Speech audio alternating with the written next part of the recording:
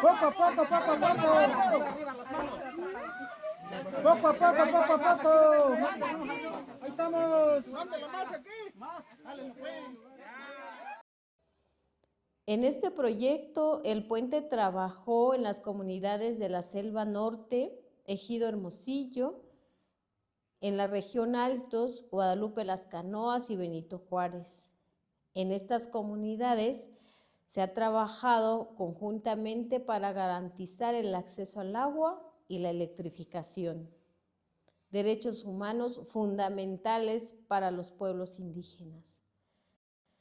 En Las Canoas y Benito Juárez hemos implementado sistemas de captación pluvial, se han acondicionado techos, se han construido tanques con capacidad de 25,000 litros, se han trabajado líneas de distribución para beneficiar a las familias.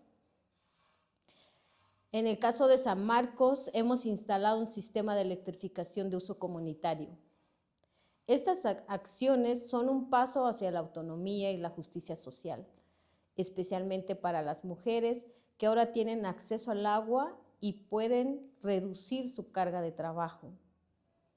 Agradecemos profundamente a la Fundación Pau Solidaridad de Valencia por su apoyo y respaldo a los pueblos en resistencia. Seguimos trabajando por la igualdad de participación y la visibilización de las necesidades de las mujeres. El agua y la energía son derechos, no privilegios.